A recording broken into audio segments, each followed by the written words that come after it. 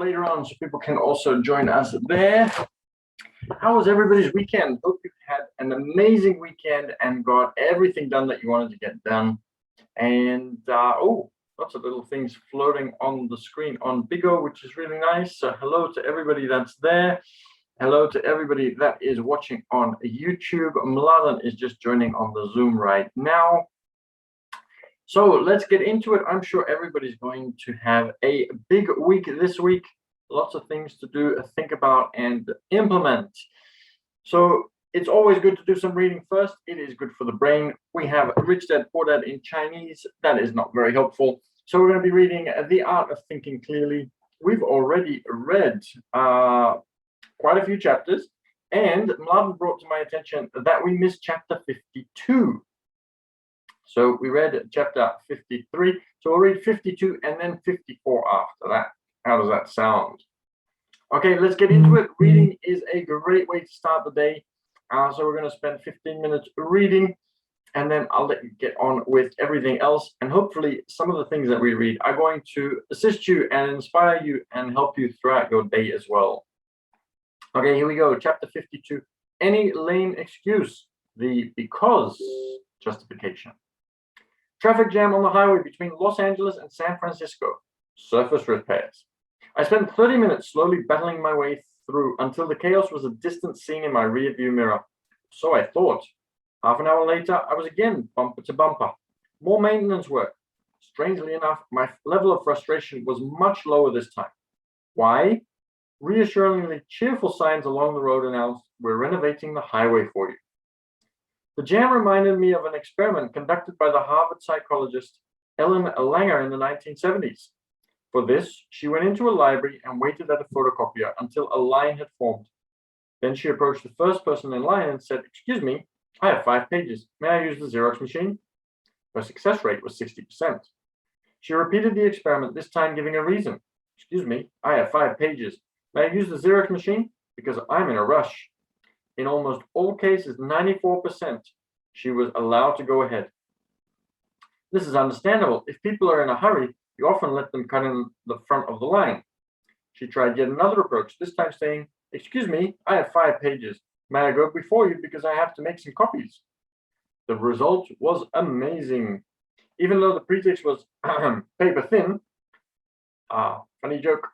After all, everybody was standing in line to make copies. She was allowed to pass to the front of the line in almost all cases, 93%. When you justify your behavior, you encounter more tolerance and helpfulness. It seems to matter very little if your excuse is good or not. Using the simple validation "because" is sufficient.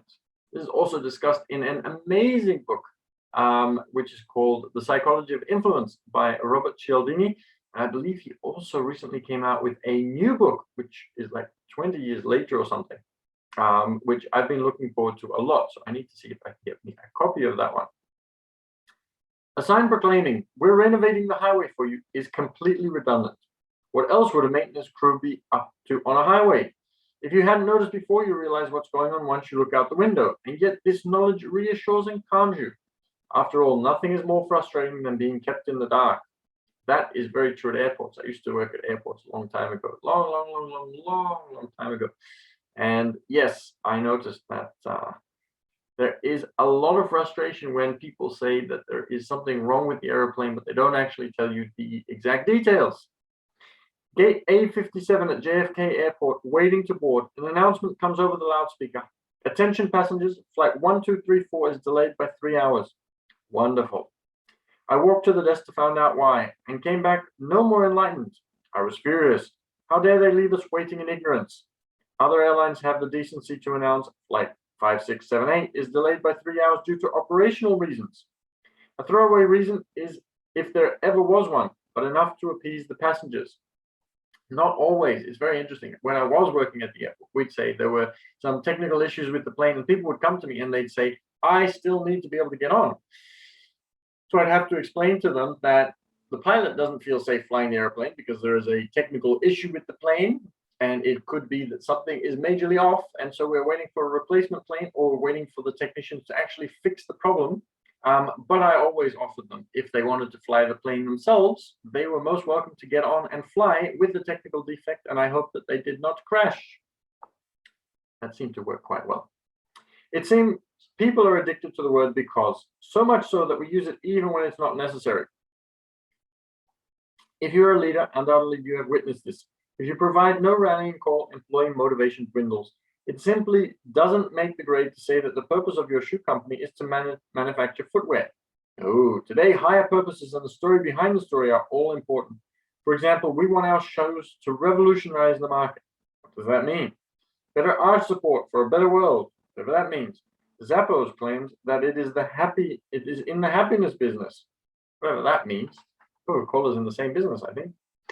If the stock market rises or falls by 0.5%, you will never hear. That's interesting. So Zappos and Coca-Cola are both in the happiness business, but they sell completely different things. Have a think about that one very quickly. If the stock market rises or falls by 0.5%, you will never hear the true cause from stock market commentators.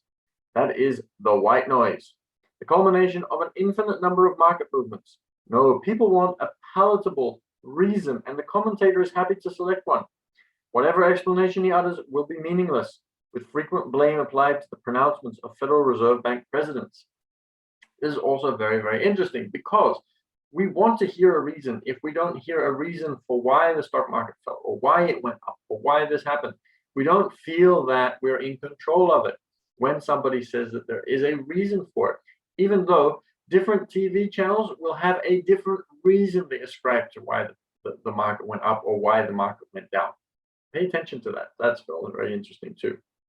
If somebody asks why you have yet to complete a task, it's best to say, because I haven't gotten around to it yet. It's a pathetic excuse. Had you done so, the conversation wouldn't be taking place, but it usually does the trick without the need to scramble for more plausible reasons. One day I watched my wife carefully separating black laundry from blue. As far as I know, this effort isn't necessary. Both are dark colors, right? Such logic has managed to keep my clothes run-free for many years. Why do you do that, I asked. Because I prefer to wash them separately. For me, a perfectly fine answer. Never leave home without because. This unassuming little word greases the wheels of human interaction. Use it unrestrainedly.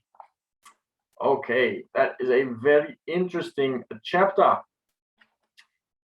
And I would like to very quickly share before we go that I have a lot of these little expressions that I learned from psychology over the years.